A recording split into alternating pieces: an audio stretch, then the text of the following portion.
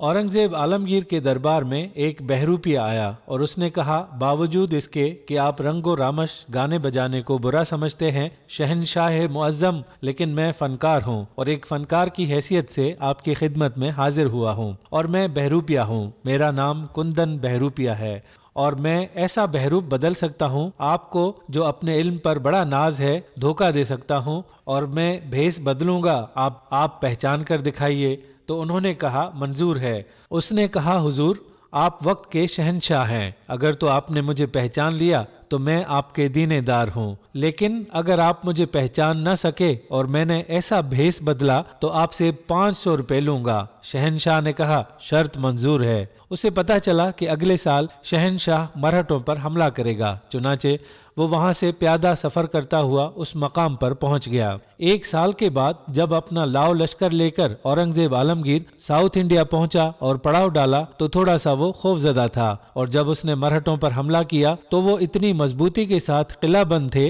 कि उसकी फौजें वो किला तोड़ न सकीं। लोगों ने कहा, यहाँ एक दरवेश वलीउल्लाह रहते हैं, उनकी खिदमत में हाजिर हों, फिर दुआ करें, फिर टूट पड़ें। शहनशाह परेशान था बेचारा, भागा भागा गया उनके पास, सलाम किया और कहा, आप हमारी मदद करें, मैं कल इस किले पर हमला करना चाहता हूँ। तो फकीर ने फरमाया, नहीं, कल मत करें, परसों करें और परसों बाद नमाज ज़ोहर। औरंगजेब ने कहा, जी बहुत अच्छा।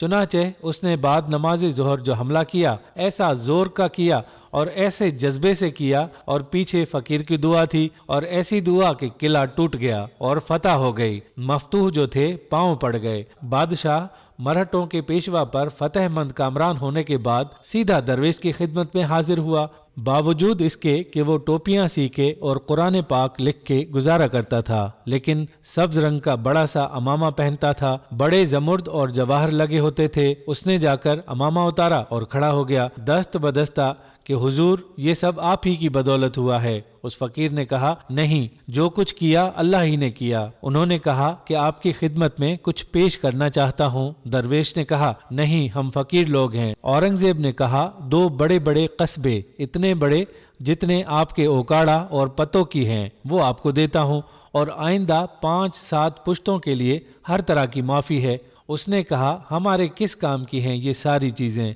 हम तो फकीर लोग हैं, तेरी बड़ी मेहरबानी। औरंगजेब ने बड़ा जोर लगाया लेकिन वो नहीं माना और बादशाह मायूस होकर वापस आ गया। औरंगजेब अपने तख्त पर आकर बैठ गया।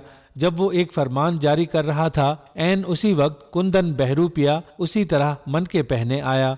तो शहनशाह ने कहा, हुजूर आप यहाँ क्यों तशरीफ लाए?